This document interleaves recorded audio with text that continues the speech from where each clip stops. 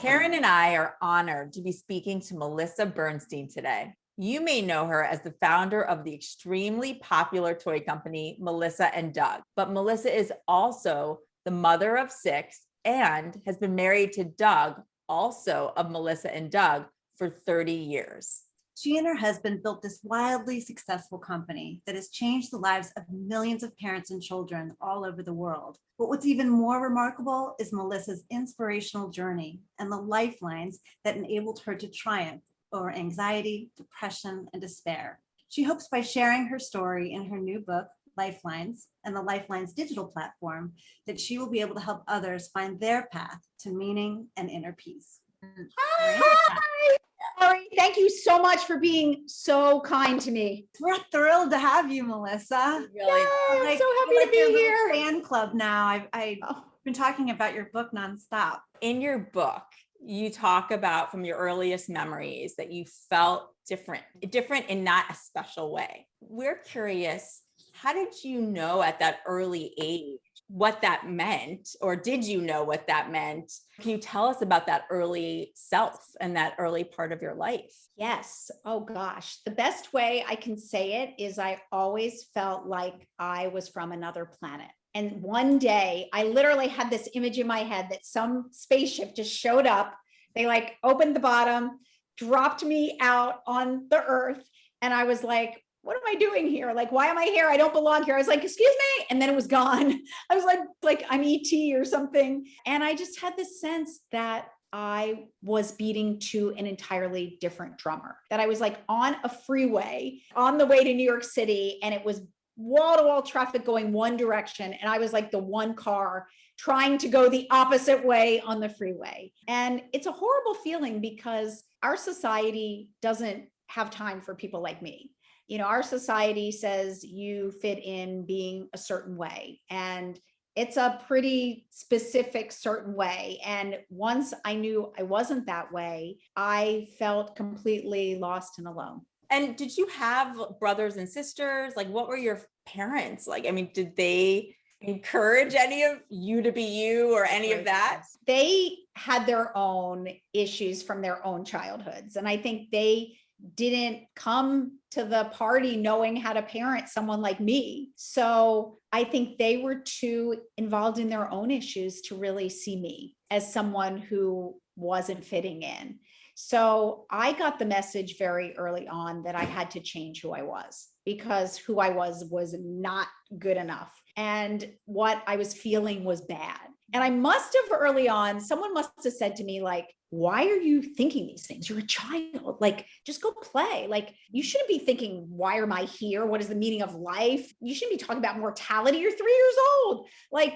Stop it. And I got the sense that everything I thought and felt was just not to ever be shown to the world. And my only sibling has special needs. So I was really more like his mother than his sister. So I really had no one in my family unit to turn to. So I learned to deny, repress, and disassociate from everything I was and adopt a facade to be who I thought I needed to be. Talk a little bit more about that, Melissa, because I think already I'm nodding my head saying to myself, I had those moments too where I was feeling I was different, I wasn't enough, I was questioning why I was here. Those are really big questions. But I think at a young age, I think there was a lot that came, you were saying your parents asked you to be very good at what you do. And that kind of led to this sort of perfectionistic streak at a very young age. Can you share a little bit about what that was like in school and out of school? I think so many females especially can relate to this because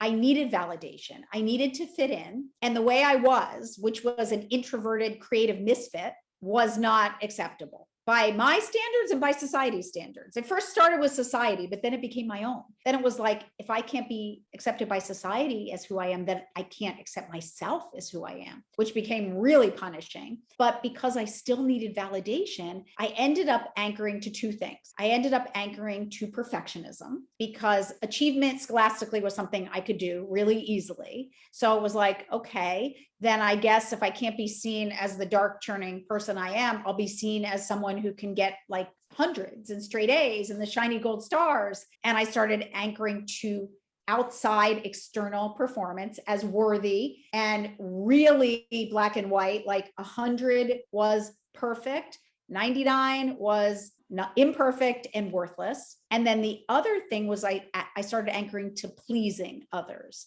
because that made me a good girl. That made me get the pats on the back. That made me, when I served others, I thought it was a virtue. I thought martyrdom meant I would receive like accolades in the next life or something. It was like something I needed to do. I needed to push myself below and serve everyone else. And those two things, perfectionism and martyrdom, became a really tough affliction, I would say. Even in school, were there teachers or anybody that kind of saw through any of the facade? Never. I mean, my facade was so strong that I didn't see through it. Like, I didn't even understand any of this until I was middle-aged. I had a voice in my head my entire life that said, end your life. It's all futile. It's not worth it. You might as well give up. All your efforts are going to be in vain. Just end it. So that voice was so loud and so unwavering that the only way I survived was to drown it out, to such an extent that I truly had to literally disassociate from who I was and kind of adopt this other persona. And that's pretty much what I did. I lived in my imagination when I could and created another life. I had a completely fictitious life in my head. And then when I had to be here on Earth, I anchored to all these other things and what I call the feudal race, this incessant need to keep doing, to keep creating, to keep racing, to drown out that drumbeat of that voice in my head and that drumbeat of my own mortality that was like looming every second of every day. I was in, such denial and in such terror of going inward and facing who I truly was, because it was consistent with hating myself and consistent with, darkness that I was terrified of touching. It occurred to both Robin and I when we were talking about the book. Once you got to college, you met your husband. Tell us a little bit about him and how you were able to form a relationship with all of this going on inside of you. And did you share any of that with him at that stage? Wow, that's a great story. And I will start before I met Doug.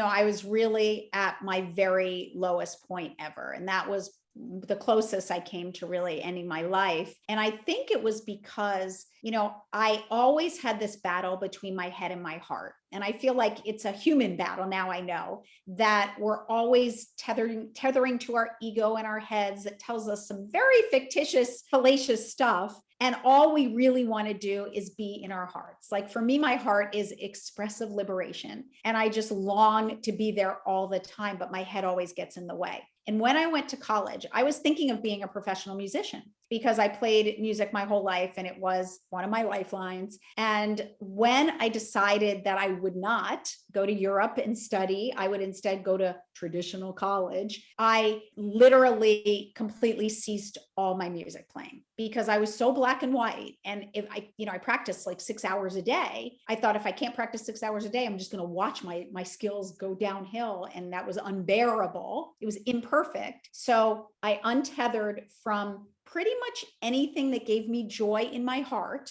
And I went to college and ended up anchoring to two things: social acceptance and academic acceptance, and nothing in my heart that brought me true, unadulterated joy. When I ended up failing at both, I ended up putting so much pressure on myself socially to be accepted by these girls that honestly were nothing like me. And I was accepted by a bunch of girls like me and so disgusted that girls like me would want me. I was like, I rejected them and didn't get accepted by the ones who weren't like me and was so distraught over that. And then simultaneously failed academically, which meant, by the way, that I couldn't complete one paper and had to take an incomplete. It wasn't like failing. It was, I couldn't complete everything because I put so much pressure on myself. But that combination, because I had nothing left to anchor me, I was purely anchored to the external, I had nothing left. I had no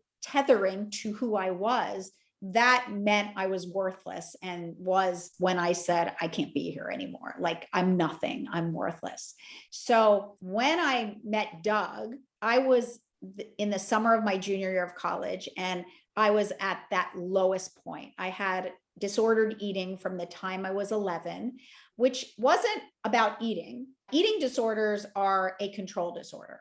And I was so powerless in the thoughts that ran through my head of futility that I ended up controlling anything I could. And that all surrounded my body. I tried to control my looks, which I couldn't because I wanted to be Barbie, and I'm not Barbie. I'm like 5'2" and really petite and dark hair. I tried to control my performance, my exercise, my eating, and my spending, and anything else like that I could control. So food was one of the ways I tried to take control over my mortality. And when I met Doug, I was like at my lowest weight ever, and pretty much, so weak that I couldn't even walk up a flight of stairs. But for some reason, he saw something in me, and we ended up starting to date, and never talked about it, never talked about the feelings, because again, I think if someone had asked me, I would have denied everything. I mean, to admit anything that made me imperfect meant I was worthless. So I couldn't do that.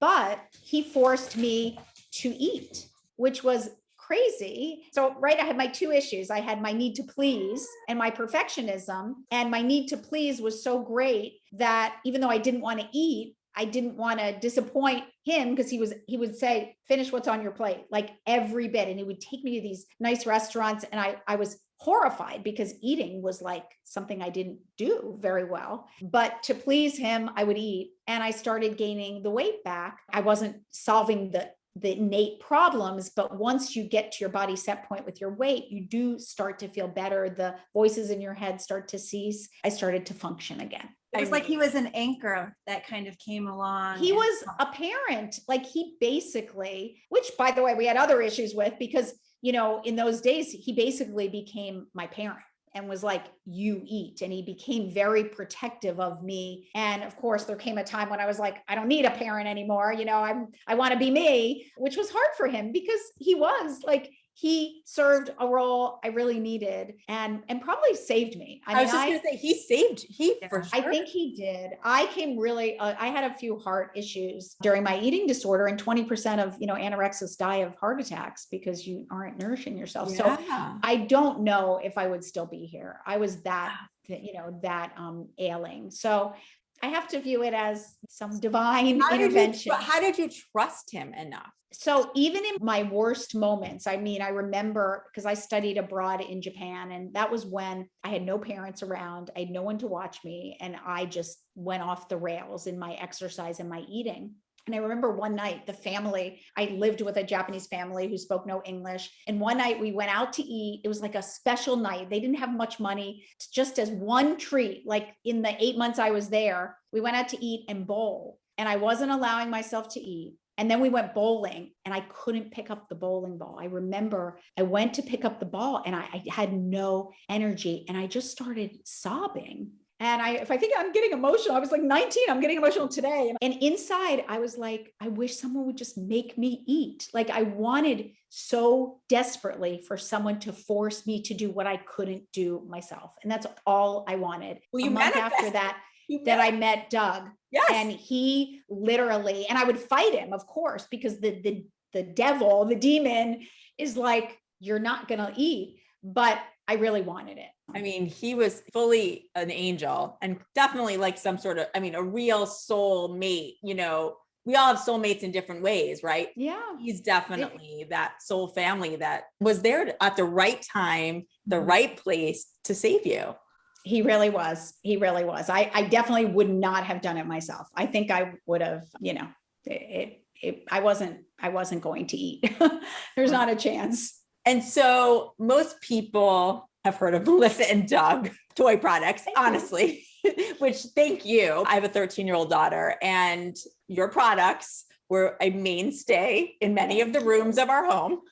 Thank you. So thank you, because you really created hours and hours of imaginative play and creativity and time well spent, but they may not know how the company came to be. So can you talk about how it started and why? Absolutely. Doug is very humorous. He actually thought about being a stand-up comic, which is so funny because, right, I'm the most like cynical, cup half empty person. So he always jokes that we formed a toy company out of wedlock because we conceived our company when we were just dating.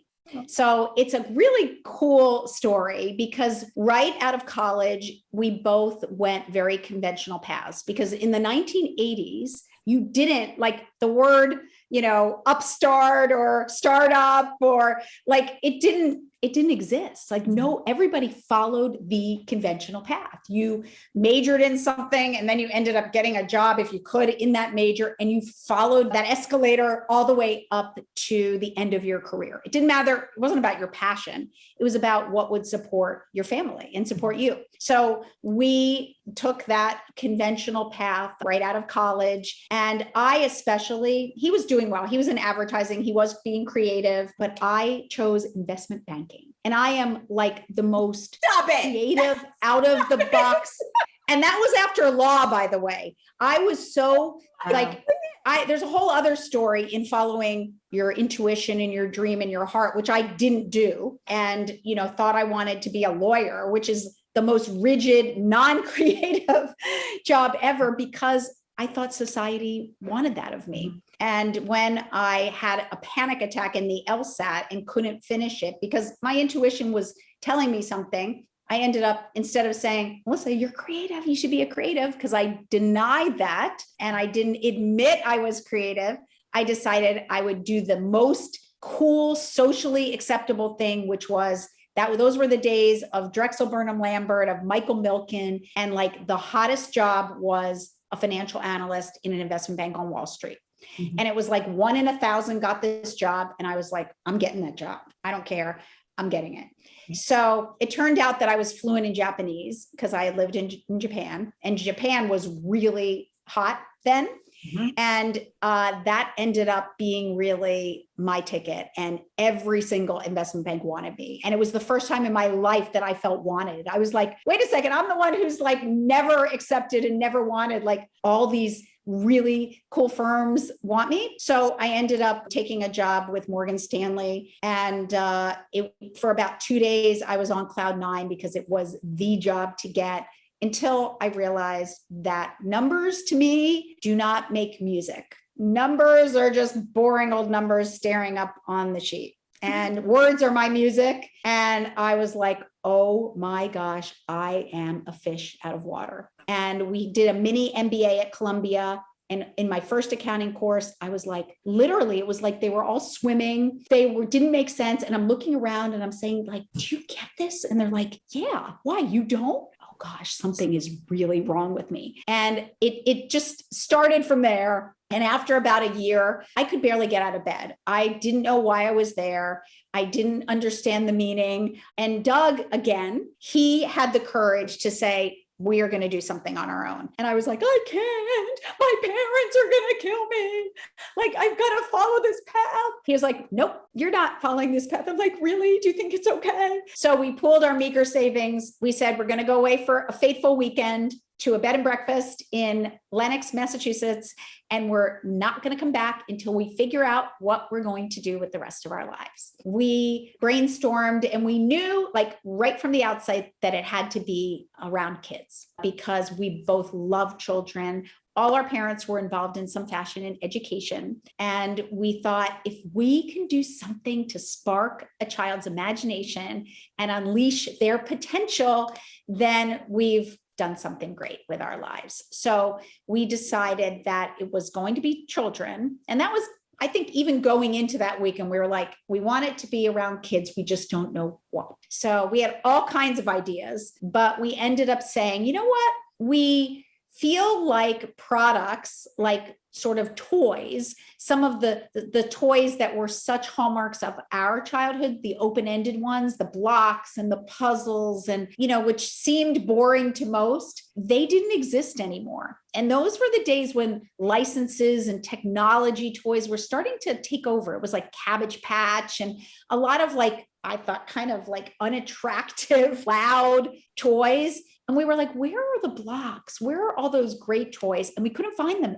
anywhere. And when we did find them, they were really expensive, inaccessibly expensive, mostly from Europe. So that was kind of the spark, what if we could reimagine these dull, boring, lackluster play patterns and re-energize them with new pizzazz that brings them to life and makes them fun and fresh in a child's hands? Wow. I see the excitement is still there when you describe that. Was there any fear or did you just go with it at that point with Doug's help? Great question. There was always incredible fear. Are you kidding? Every single moment of every day. But I think an entrepreneur uses that kind of as opportunity. And I think the fear for me too was I still hadn't really ever harnessed my creativity to do something positive. So my whole life I created. From the time I was 2, I wrote music. I wrote symphonies and stuff. And I wrote verses that came to my head, but they were so dark and so despairing and so simple, I thought, that I never showed anyone. And they never accessed light and they never found meaning. So I never thought creativity had any meaning for me, which was why one of the reasons I was in such despair. And when we started deciding to create products, I never thought oh, I'll just create these products, because I hadn't ever taken a design course. I mean, I majored in public policy studies and Japanese language. I never associated myself with being creative ever. I thought it was a nuisance. I was a victim of this creativity that just raged through me, and I shoved it away. I always just hid it away because it made me weird, because I always had to mutter to myself to hear the words and to write the music. I was always singing in my head, and people were like, she's so weird. That's all I ever heard. She talks to herself, she sings to herself, she's weird. So I hid it as best I could. And then when I realized just by accident that I actually could take this same darkness that created all the desperate verses and music and channel it into something as light and bright as toys. And it was kind of effortless. It was like breathing. It was the most profound sense of being able to breathe fresh air for the first time that I could have ever imagined, because I realized that I actually had a choice and I could choose to channel that same darkness into light and make these toys. So that was profound and really became the first time that I saw this curse that I was born with as maybe potentially having a blessing and being a blurse, not just a curse. Love that. And it feels to me that it was an unlocking. That weekend was an unlocking in your life. It was this point that was supposed to happen. And then it was the floodgates opened. Yes, I was meant to be a creative person, and my form of self-expression, which we all have, my form is creativity, but I never associated with it. I never wanted to be thought of as that. So, and no one ever saw me as that. No one my whole life ever said, wow, you're creative. It was just, they said to me, you're academic, you're intellectual, but never creative. So I never thought about doing something creative. It's that word I love that you said, expressive liberation. Oh, that feels so freeing. And it's for me, it's kindling and harnessing my sparks. And everybody has these innate sparks that we're born with. And it's not necessarily creativity for some of us. It's whatever our form of self-expression is. And it's the idea of you can't find it by running outside yourself. So I raced outside myself to try to find it through validation. And of course, I never found it until I stopped and had the courage to say, maybe this is sort of what it is. Well, and how did that help with the depression that you were dealing with? It's an awesome question. It helped immensely in one area, but there was still something missing that ended up not coming till middle age. But it helped because it gave the despair meaning. I mean, that's what all I ever wanted. My questions were, why am I here? What is the meaning of life if we're all ultimately going to die? And what am I meant to do during my brief time here? And that was the first time I kind of said, maybe this is part of what I'm meant to do. Because when darkness just stays darkness, right? And it never sees light and it never touches anyone, it has no meaning. And I realized that my meaning came from harnessing this dark, despairing angst within me into something that could touch others and bring them light and bring them joy. So when I completed that circle, when I could take the despair, channel it into light and touch others with it and impact them in some positive way, it started to make me say, okay, then I get it. If I can't create these toys without that full spectrum of darkness and light, then maybe I have to accept it. It strikes me, and I'm sure all these parents who are listening too have to remember how much we teach our children about what to value and what not to value. And I don't think back then, because we're almost the same age, is we weren't really taught that creativity was valuable. We were taught that academics was valuable, sports, all those things that you told us earlier. Those are the things that were valued. I want to just talk for 1 second about your poetry. What I think is so interesting is that was another area that wanted to creatively express within you, and yet you were told that it wasn't any good and it wasn't valuable. Or you weren't even showing it to people. No, I mean, anything in my life that I have expressed creatively has been rejected by conventional society. It's now become every single thing. And I think that's the point when you are different and you think differently. And again, my favorite quote is by a Nobel Prize winning physicist who said, "Discovery is seeing what everyone has seen, but thinking what no one has thought."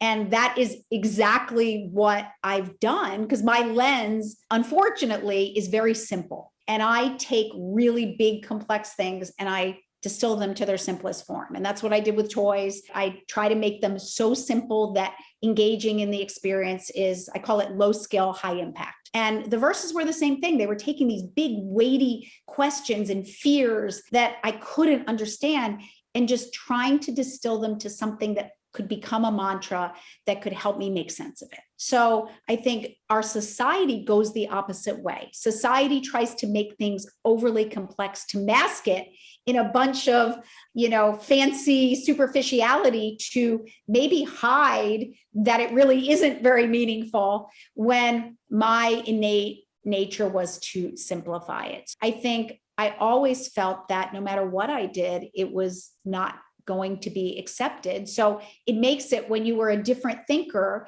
you are generally rejected, disdained, and exiled from traditional society. And that's kind of like where I was, even with our toys. I mean, we don't win the conventional, like I've sold almost 1 billion toys. I'm not awarded stuff, and not that I care, but like I'm not considered that type of toy maker, because it's just, we don't think of simple things as worthy of, I don't know what the word is, fanfare. Yeah, accolades. Right? Yeah. And yet the opposite is so true. I mean, haven't we found that out, like even through this whole COVID experience, right? How really, really important that is. When you started writing the poetry that you have in the book, did you do it at a set time every day? Was it part of like a daily practice for you? They just appear in my head. It usually is a function of how I'm feeling and what questions I'm pondering. They always start with a question, like, wait, why? And it usually is like a hypocrisy, like, why do people pretend they're a certain way when they're really something else? Or why do I feel so horrible about the way people treat me? And then I just sit on it, and then it comes out as a verse. It's really cool. And sometimes it comes out like 16 lines, perfectly metered, and it's good. I don't ever change a word. And other times, it's like a baby that won't come out, and it's like so painful. And you're like, just get this out of me. It really depends. And sometimes I have to hone it for like weeks, and I can't seem to get that meter. And they have to be a perfectly rhymed meter, because my head is such chaos and a sense of futility that makes order from the distress. We were wondering that because we were talking about your poetry and your book, and we're like, how does she do this? And I wonder why. We knew everything has meaning for you. I was very OCD as a kid because the thoughts were so overpowering and the voice in my head saying, end your life right now, that I needed to find patterns. I needed to find order to be my protection, to be my guardrails. And those, I think that's why and I've read, poets are generally the most afflicted of any creative person. They have like an 85% incidence of depression, but rhyming poets are even higher. And it's like the highest afflicted form because that need for that rigidity, that order is so great. And it shows the mania that's reigning in my head. Yep. The more despairing I am, like if I get up and I'm having a really, like today, I was kind of like a little bit off. I wrote like 3 verses today, just because when it gets really intense, it comes out as a verse. Well, and I think it's very similar to the music that you started off with, of being in love with music. So it's kind of finding another way out, which is probably in a way more therapeutic because it is allowing those emotions to have an actual voice and to speak through you, but then let it out, right? You're letting it actually out of your system. Well, and don't you feel like it's your soul talking? It is my soul talking, which is why when they were rejected, when they were being hidden in the dark, I felt like I was living a lie. I was still hiding behind the shiny toys. And that's why, even though I had channeled the darkness into light and made the toys, I felt ultimately those are actually almost a hiding of my truest self too, because they're so light and bright and shiny. And yet the person who created them is a full spectrum of emotion. And I had the light faucet turned on, but I had turned off the dark faucet from the world. And nobody saw me as this full, deep, dark person, in addition to light, that created these toys. And I felt like, I felt like I was still being inauthentic to myself. I still hadn't had a really authentic relationship with anyone because I was still hiding behind this perfectionistic facade. And I just said, I will never rest easy until I tell my truth. Before we go into the breakthrough, how did you coping with this on a daily basis with your family? I don't think most people know that you have 6 children and obviously your husband, Doug. So how did that work on a day-to-day basis in your life? And then Melissa and Doug became an extremely successful business. It actually worked incredibly well, other than the emotional piece with my children and with life. But, my coping mechanism was what I call the futile race. It was incessant activity and doing to drown out the drumbeat of my head. So my life became the perfect coping mechanism for the thoughts that raged through my head, in that there wasn't a moment to breathe. And I'm a high achiever. I'm probably the most high achieving, existentially depressed person who's ever lived, because I was, it was literally like I wanted more and more and more put on me, because it made it so I didn't have time to think. And I would have kept having children. I created 200 plus products a year. Like, that was my bid to leave a legacy. And I thought my thwart against mortality. It was just my innate, like, I had to keep doing more. So if I had a weekend that I have had weekends where I've had 8 to 10 different birthday parties and 12 to 16 different games, different sports. One day I had 4 different kids with 4 different sports in 4 different towns at the same time. I have 1 child, so it's just, I honestly cannot imagine. And I asked for it, so I'm not complaining, but I love, to me, that was the only way. So I did it. 20 years kind of went by like a blink, and in a sense, they were my most functioning years, because I didn't have time to, by the time I got into bed, it was like that voice, it couldn't even, I was like, it was midnight and I was like, okay, I'm going to sleep for 6 hours. I didn't have time to think. Let's talk about what existential depression is. because again, and that's a term I don't think most people have heard. No. So can you tell us about it? I had not heard about it. And I also couldn't believe the other people that you talked about in our history that have had it. Well, the crazy thing about it is it's so rare and unknown that it's not even in the Diagnostic and Statistical Manual for Mental Disorders. So it's not considered an affliction. And many say it's not pathological, meaning it's not something that has a diagnosis. It's philosophical. It's actually life questions that need a philosophical answer, not a medical one. So it really is sort of questioning the very nature of our existence and why we're here, what the meaning of life is, and how we are to find our meaning. And I think when we don't get those answers, so when I had these questions, and it's fairly rare in young people, many people have, like COVID has given many people existential angst, right? It's made them question why they're here. You can have a situational existential crisis. Pretty much everyone will have one of those in their lives, but to have it from birth is pretty rare. So I think my issue was when I had these questions, very early on, I couldn't voice them. I couldn't get the answers. I became what is an existential nihilist, which is the lowest form, the most dire form of existential despair, which is I believed that there was no meaning to existence and I had no ability to make meaning in a meaningless existence. So that's when all hope is gone. And I was really there for like 15, 20 years because I didn't understand that we as humans need to take responsibility for making meaning for ourselves. And that's the pathway out is through that decision and that understanding that we alone make the choice whether to make meaning in our lives or not. And I finally did that, thank goodness. And now I am an existentialist. So I'm not an existential nihilist any longer. But most people who go that low either end their lives, they numb themselves. They have to become addicted to something because it's too hard to feel it, or they anchor to something.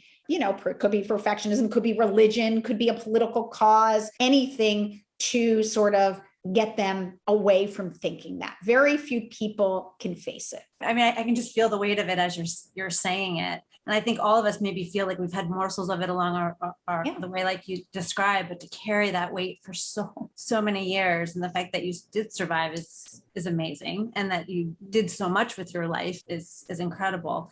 Was there a moment, Melissa, that it was just like, oh my gosh, this is what it is? Is there that wake up moment for you? Yes, there was. Tell us about it. Yeah. Yes, it came through, believe it or not. So as I started getting closer to middle age, the drumbeat of my soul's cry to be seen authentically started getting louder and louder. And I started listening, and I didn't realize this. I wasn't like, my soul wants to be seen authentically. I just started feeling inauthentic. It was getting really, and I'm hiding behind these shiny toys and I need to come out somehow. And I started listening to other people coming out. I realize now it was I was trying to get the courage because I was so terrified of showing who I was. And I listened to this podcast called The Good Life Project with this guy, Jonathan Fields. And I was trying to get the courage through listening to Glennon Doyle, Brene Brown, I can do this. They can do this. I can do this. And he would always talk about his favorite book, which was called Man's Search for Meaning by Viktor Frankl. And the irony is I had this book and I had read this book in my 20s and I thought it was a cool story, but it didn't speak to me. But he mentioned it so many times. I was like, you know what? It's in my bookshelf. I'm just going to read it again. It's really thin. I could read it in an hour. And I read the book and lo and behold, that book is what changed my life because Viktor Frankl had an existential crisis in concentration camps. And when he came out, he actually founded a school of existential psychotherapy called logotherapy, based on the contention that our, as humans, primary motivation in life is the search for meaning. So suddenly it was wait, I'm not so weird. This is actually our primary motivation in life. And he talked extensively about existential analysis. And I started reading. I never in my life, I'm a word person who reads thesauruses for fun, never heard the word existential, never heard the word logotherapy ever. So you're not alone in not, I didn't hear about it.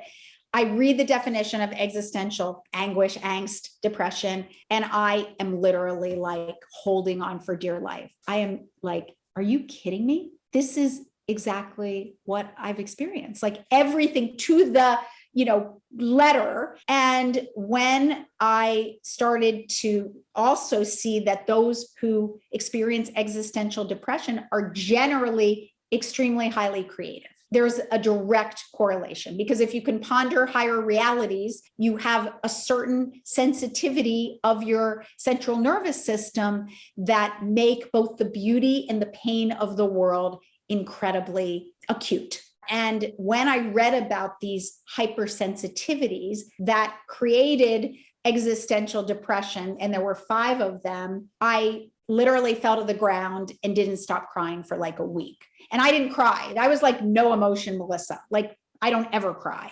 because I was reading a dictionary definition of exactly who I was. And these hypersensitivities, it said people can have 1 of them to be hypersensitive. I have all 5 to the highest degree. And I was like, this is who I am. And it was unfathomable that I had thought I was alone my whole life. Not only wasn't I alone, because these were in books, but my creativity was born out of these. So again, here I thought these stigmatizing qualities were for no reason, and I wanted to like expunge them, but actually they were the very reason I could create. And seeing the blessing in the curse was like so revelatory, because I didn't understand why I could create so easily. I thought it was just something everybody could do. Like, again, I didn't see that as anything special either, but I now saw that, okay, if I'm going to be able to create this easily, then that means I'm also going to have to live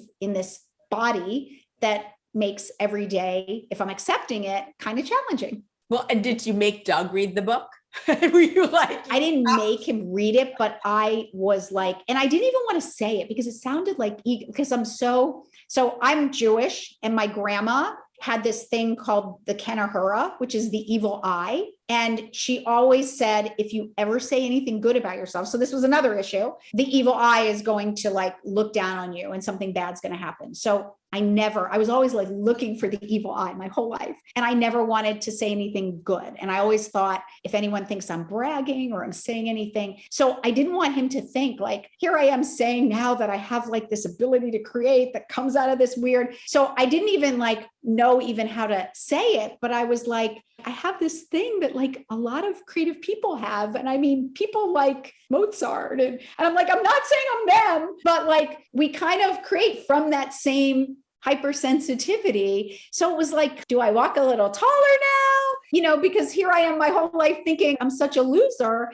And now suddenly I have something that my very favorite people in the world, Emily Dickinson and Faulkner and Hemingway. I'm like, these are my heroes. We share something even deeper than our love of words. It just made me think, oh my gosh, this is it. A window is finally opening onto my soul. And of course, the first thing that came to me, which was the most out of character ever, was I have to go on that podcast and share my truth. And here I am, my whole life, I created out of my hands. I never spoke. I was not a speaker. And because I can edit my writing, and I can hone it, and I can make it sound melodious. And when I speak, I say it, and then I'm like, oh gosh, that didn't come out the way it was supposed to. And I can't rewind it. It's out there, and people are like, no, that's not what I was thinking, Melissa. And I'm always horrified. And so either people didn't listen to me and made me sad to speak, or they misinterpreted me. So either way, I pretty much my whole life was like, I'm just going to create through my hands. I'm not going to speak. So when I was like, I'm going to come out on a podcast and say this, my inner self was like, you don't speak, Melissa. You're not going on a podcast and saying something that only Doug knows. No one in the world knows. Not that they care, but they don't know. But I was like, I'm doing it. And there's no going back. So I contacted Jonathan Fields, who I didn't know, of course, and was like, I want to come on your podcast. And I think your listeners, I feel like they're going to get this. They're like the type that are going to appreciate my truth and maybe hopefully resonate with it. and I want to come share it. What was the reaction? His podcast records way ahead of time. I recorded the episode in October. It didn't air till the end of March. So I actually thought it was a dream, because after I did it, it ended and I was like sobbing. I mean, this was like a big deal, but I did it. And then this is his business. So it's over. And he's like, so what are you doing this weekend? And for me, this was like the biggest thing ever. I was like thinking it was going to be this mic drop and he was going to be like, I've never been so moved. He was like, thank you. What are you doing this weekend? So I left thinking he's not going to air it. He didn't think it was anything because he was just like, thank you. So I left. And I didn't tell anyone. I think I even just briefly, mentioned to Doug, yeah, I'm doing this podcast with this guy. I forgot about it completely because it was over another year. It was like holidays. And I only knew it aired because I started to get letters. I ended up getting hundreds and hundreds of letters. And these weren't just like, thanks for sharing your truth. They were, I'm sitting on the subway sobbing because you were the first person that gave voice to what I've been feeling my whole life. They were so beautiful that I decided I wanted to write back every single one of them. So I took 6 months to write back every single one, and that I would tell them if they wanted to speak with me personally, I would love to do that. And those conversations became the most powerful of my life because I thought there was no one like me. I thought I was all alone. I'd never had authentic relationships as my true self. And these were people who were feeling really very much similar feelings. The only difference, and it was a big difference, was I had figured out how to channel my darkness into light, and they were still in the darkness, wondering if they should go on another day. So in many of the phone calls, I was literally saying like, your life is worth living, please stay here. After maybe 20 of those conversations, I said to Doug, this is what I have to do the rest of my days. Like, making toys is awesome and I love it. And it's been such salvation, but I'm not really saving lives. Like, I'm, sparking imagination. In this case, I feel like I have the potential to help someone choose to live. And there is no greater honor than that. That really became the beginning of, this new chapter. Wow, literally. So explain Lifelines. Where did that word come from, and why did that become the title of your book? So, gosh, I love double meanings or triple meanings. Their words are like my music, and I believe there's nothing ineffable. Ineffable is there are no words for it. I have to describe and depict the ineffable in life. The words, in my verses, I've called them lifelines many times because they really were my lifelines and really kept me alive, I'd say, through a lot of darkness. I would repeat my mantras. They would be my comfort. They were my friends. And they kind of like enveloped me in love when I didn't feel any in the rest of my life. It was a natural word for what they are, because they were not only my lifelines in being like a lifeline, like a beacon, like a lighthouse, but they're lines of verse. So it was like, that is the ultimate double meaning. They're lines of verse that are life-saving. We only heal ourselves through sharing our story. I needed to share that to heal myself so I could heal others, truly heal others, because it's only when we share who we truly are that we can be free. And that offered me such liberation. I never realized what a weight I was carrying on my heart and my soul and my shoulders my whole life. And once I came out as who I am, like, no, not hiding anything, it was like just ultimate freedom. I've experienced creative freedom. I've been so fortunate that my hobby has become my vocation, but I never experienced sort of totality of self-freedom until I was able to say, here I am. And I wanted that to give others courage to be able to do the same. And then within the book, it really follows a certain structure. So how did you come up, because it's really unique and beautiful. Oh, I mean, the book itself, I mean, we'll show it again, but it's first of all, it's very thick and it's just, but it's beautiful.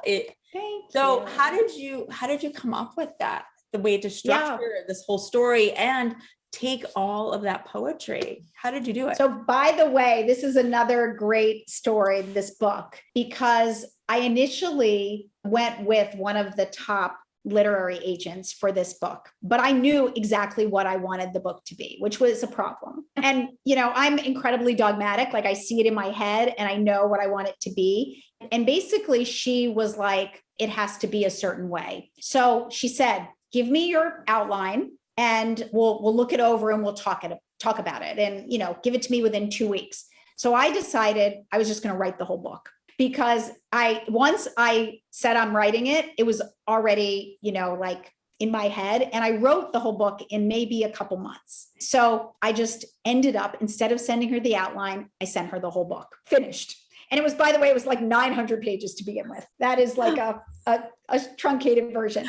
And I was so excited. I'm like, she's going to think I'm like just so cool. Like I sent her the whole book. Who would have ever sent her a 900-page book? I didn't hear from her. A week goes by, 2 weeks goes by. I'm like, that's kind of weird. Well, maybe she's taking time to digest it, write down all her good thoughts. Anyway, she writes me a really triggering, traumatic email, which is basically like, I cannot believe you went ahead and wrote the whole book without the going over the outline. This is not something that will ever sell. Memoirs don't sell and verses really don't sell. And the combination of the two is like a non-starter. This will not work. It needs to be much more prescriptive and the lessons, and you need to tell more anecdotes about Melissa and Doug. And I'm like, that book was the book I, could easily write that I never wanted to write because it's just the shiny side of it. So I didn't even tell Doug. For 2 days. I was like sobbing. I was like, here we go again. Anything I've ever done creatively has been rejected. Here, this is my finally bearing my soul, like exactly authentically. And she's telling me nobody wants to read your stuff, like nobody. And this is the top person in the city. So, I mean, I'm hearing it from the best. So I was like, I can't even tell Doug. I'm so ashamed to like, this is me being rejected. So finally 2 days goes by. And I'm like trying to get the courage. I'm like, Doug, I heard back from her and it's not good. And I like started sobbing. He's like, what do you mean? I'm like, I can't talk about it. I have to forward you the letter. And Doug is so cool. He basically started laughing after he read it. And he said, I'm really confused, Melissa. Did you think it would be anything different? I'm like, what do you mean? He's like, well, what happened with your verses? They were rejected. What happened with your toys? They were rejected, still are kind of by conventional. So did you think like it was going to be like heralded? And if so, would it be speaking to your people? It would be speaking to, so I'm like, but what are we going to do? He's like, we're going to do just what we did with Melissa and Doug. We're going to publish it ourselves exactly the way it should be. So I wrote her back a letter that night. I was like, thanks, but no thanks. I appreciate your feedback. You make really good points, but unfortunately I got to do this the way I want to do this because this is my soul. Oh. So I wanted to combine 3 of the things that mean the most to me. I take photos of nature because nature is literally one of my, other than words, it's my most essential lifeline. So I wanted photos of nature. I wanted the prose, which compiled a lot of the journal writings through my life, and then the verses that I wrote as my lifelines. So I wanted all 3 to come together. And I think when it hit #1 on all Amazon for all books, Doug was like, do you want to send her a photo? I was like, yes, but I'm not going to do it. But I was close. I was like, you know what? Maybe, because that's been my philosophy with all creativity. Maybe memoir with verse didn't work in the way it's been done throughout history. But if you're seeing it differently and doing it differently, like, then who knows what it will do. Well, and thank you for being a pioneer. Karen and I talk about this all the time with what we're doing right now in our own lives, because what we're doing, and we've both had, what would be considered really successful professional lives in the media world. And I was maybe a few years before Karen, felt like I couldn't stay doing what I was doing because my soul was dying. And I was clearly having an existential crisis because I was like, why am I here? Why am I here? I want to start answering those questions about why we're here. And I want to help other people also. I was able to do that. But it's also just that idea of doing something that no one's done before. And look at how many times you've now done it. So thank you, because it's inspiring for us. I know, I mean, I'll let Karen speak for herself. That is exactly what we say every single day, that people, because there are people who are like, you're talking about spirituality. That's crazy. And we're like, well, we don't think so. And there's a way to normalize it. Just like you're doing that. And look what you just did with your number one. That's going to help save lives. That's going to help save lives. So thank you. So I don't know if you want to add to that. I just wanted to say, when you were talking, Melissa, I hope you play back.